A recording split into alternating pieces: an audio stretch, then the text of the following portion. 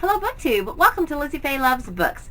I've been reading the Sunshine State Young Reader Award finalists now for a few months, and for the month of December I read the 5 books that are listed as being in the 4th grade reading level.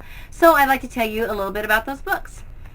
This book is from the Alien in My Pocket series. It's called Blast Off by Nate Ball, and it is really adorable. It's about a young boy who finds this little tiny alien who has crash landed into his room, and he's just so silly. And then of course this alien thinks he's planning to take over the Earth, and they've made some miscalculations and they've gotten the size wrong. They don't realize that they're too little to take over Earth. So now he's got to get back to his planet. Otherwise, his whole armada is going to be coming to attack the Earth, and if he doesn't get back in time to let them know that it's going to be a lost cause. Our main character is Zach McGee, and he has got to find a way to help his little alien friend repair his spaceship and blast off again. He's got a nosy neighbor who's also in his class, who he would just assume that she would stay out of things, but she kind of weasels her way into the middle of everything, and so she helps him, and they are just trying to figure out what to do and how to get themselves out of this mess. Meanwhile, it's very science-based.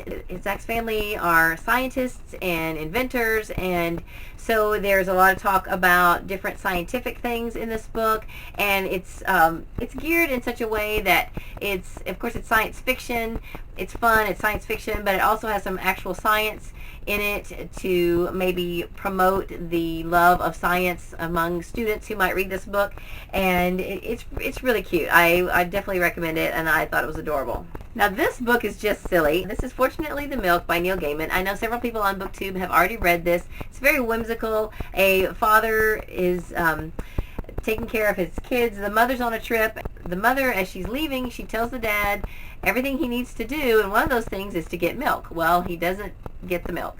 So in the morning, the kids are trying to have their cereal without milk, and he says, well, I'll go out and get milk. And he takes forever and takes so long to get back, but the story he tells his kids when he gets back is just this big, long, whimsical yarn of a tale of all these different things, crazy things that he got himself into while he was gone. And it's just really cute, and I definitely recommend it. It's a lot of fun for any age, I think. Now, this book is, I would probably label this magical realism. This is called The 14th Goldfish by Jennifer L. Holm, and it doesn't have as much to do about goldfish as it does the main character's grandfather has discovered a jellyfish. I think he extracts some DNA from the jellyfish. The jellyfish doesn't grow old. So I think his grandfather is able to extract some of the DNA from the jellyfish and inject it into himself. His grandfather's a scientist, and all of a sudden he starts anti-aging and he starts getting younger. So our main character, when she first sees her grandfather, she's looking at a middle schooler like her, but quickly realizes that it actually is her grandfather. And it's very comical, it's very fun. So the grandfather, now that he looks like a middle schooler, he is not being allowed back into his lab. He doesn't look like himself. His ID, he doesn't match his ID. And the guards from his lab have locked him out, and he is not allowed back in there to get the things that he needs to get in order to continue his research. And so he ends up having to go to middle school with his granddaughter. And so comedy ensues, and it's fun. I would definitely recommend it for an older elementary or even a middle schooler to read. This was the very last book that I was reading, and midnight struck, and I still had about 20 pages, so I did go ahead and finish it, and of course I'm counting it for December. But this is Olivia Bean, Trivia Queen by Donna Gebhardt. And Olivia Bean has always had the dream of being on Jeopardy. She watches it faithfully every day. She studies, she studies trivia, and then the announcement comes that they're getting ready to have Kids Week.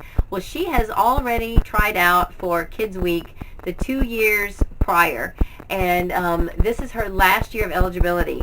And so, of course, all these things happen to get in the way of her actually being able to take the test. As far as her getting onto Jeopardy and making it onto the show, I would say that that's pretty predictable.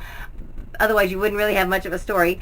But the other elements of this book I thought were very good. The family dynamic in this book, I think, is a really good snapshot of dealing with and coming to terms with a changing family. Her mother and father are divorced. Her mother now has a new boyfriend, and she's, dealing with that. Or, she'd rather have her dad, but then kind of starts to realize through it all that her dad is not really there for her. And even though she would just as soon her mom didn't have a new boyfriend, she starts to kind of realize that he is there for her. And he actually is doing some of the things for her that her dad really should do. But he comes through for her. And so it's kind of her whole coming around and realizing that, life is not so bad the way it is, and things change, things happen, and sure, I still love my dad, but I want my mom to be happy. And it's a sweet story as far as that other side, the whole family dynamic that is going on in this book. So for that, I thought that was really good. I was not, okay, now this is the old-fashioned in me coming out. The part I didn't care for is the fact that her new boyfriend is living with them and they're not married. I know that's old-fashioned of me. I'm a Christian, and it's just the way I've been taught. But I know that this is more real life for a lot of cases. And so, it is what it is. And I don't have to agree with it. I wouldn't live that way myself. But as far as the family dynamic that I just told you about, that aspect of it, I liked in the whole, coming around and coming to terms with the family that you have right now, and making the best of it.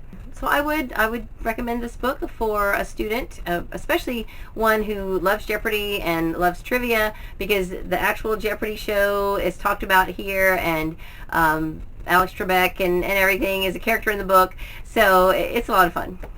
And then the fifth one I read is A Snicker of Magic by Natalie Lloyd. This one, I wasn't really sure what to think about it, because you're not really sure. It kind of keeps you guessing. Throughout the whole book, you're not really sure, is it magic? Because it's a snicker of magic. Now, in case you don't know what a snicker of magic is, it explains it on page 134. It says, that's magic left over. Not good for much, not as fancy as it used to be, but enough to make it special. So it means just a little bit of magic. Well, so most of the things that happen, you could explain them away. They would have a scientific basis for happening.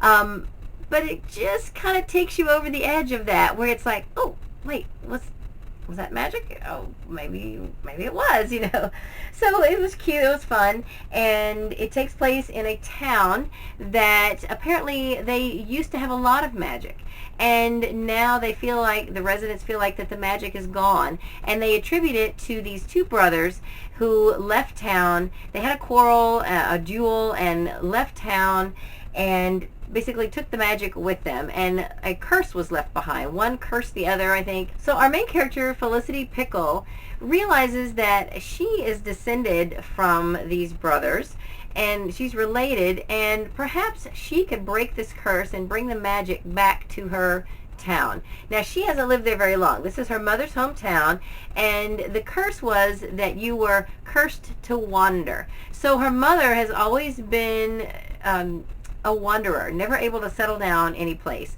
and she's not really very happy. And so Felicity wants her mother to be happy. She wants her to do art again and paint.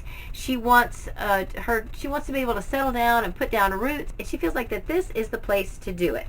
And so she feels like if she can break the curse, then maybe her mother would stop wandering, and they would be able to settle down and to stay there. So it's a good story. I enjoyed it a lot, and I definitely recommend it. So these are the Sunshine State Young Reader Award finalists. They're in the 3rd to 5th grade group, and as I mentioned before, these are all written on a 4th grade reading level. Now, as with a lot of the books that I have discovered that are in the 3rd to 5th grade group, they're written about middle schoolers. So they're certainly appropriate for middle schoolers to read, and especially if they need books that are maybe on a little simpler reading level than a middle school reading level. So, but they're all very entertaining, very fun stories, and I recommend all of them. If you're a parent of an elementary student, then, and you want to spend some time reading together, then all of these books would be great read aloud books for your younger readers. So yeah, here they are, and I've got one more group of 5 books that are written on a 5th grade level that I will be reading in January, and I'll come back at the end of the month and let you know about those too. So that's all I have for this video. I hope you're having a great day. Read a good book, and God bless you.